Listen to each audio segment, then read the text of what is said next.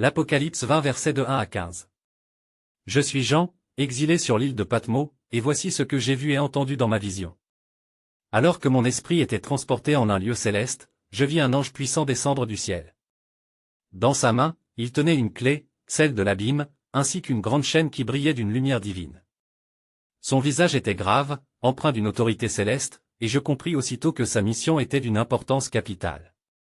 Il s'avança vers l'ennemi ancestral, le dragon ancien, ce serpent rusé qui n'est autre que Satan, celui qui trompe les nations et sème la discorde parmi les hommes. L'ange, d'une force que je ne pouvais concevoir, saisit la bête et l'enchaîna fermement. Le dragon se débattait, rugissant de rage, son souffle répandant une obscurité oppressante, mais l'ange ne faiblit pas.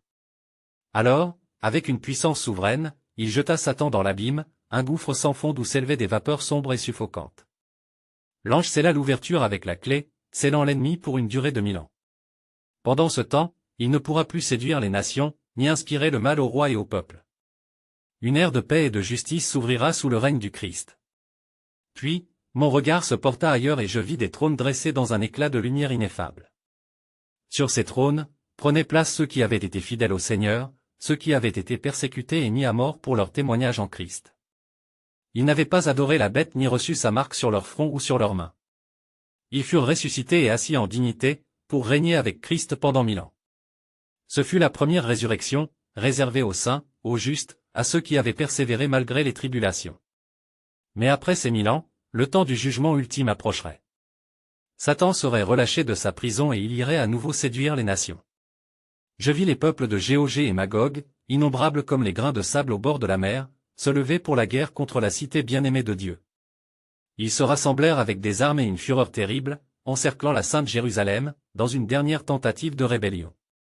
Mais alors, un feu descendit du ciel, ardent et inextinguible, consumant entièrement les armées de Satan. Et l'adversaire, le grand trompeur, fut saisi et jeté dans l'étang de feu et de soufre, là où la bête et le faux prophète avaient déjà été précipités. Il y sera tourmenté jour et nuit, pour l'éternité. Puis vint le moment du grand jugement. Je vis un grand trône blanc, éclatant d'une lumière si pure et si puissante que la terre et le ciel eux-mêmes s'enfuirent, incapables de soutenir sa majesté. Devant ce trône, je vis les morts, grands et petits, se tenir debout, leurs âmes exposées à la vérité divine. Alors, des livres furent ouverts, renfermant les actes de chacun, et un autre livre fut ouvert, le livre de vie. Ceux dont le nom y était inscrit entrèrent dans la gloire éternelle. Mais quiconque ne fut pas trouvé dans ce livre sacré fut jeté dans l'étang de feu. La mort elle-même, ainsi que le séjour des morts, furent jetés dans ce feu dévorant, car ce fut la seconde mort, la séparation définitive d'avec Dieu.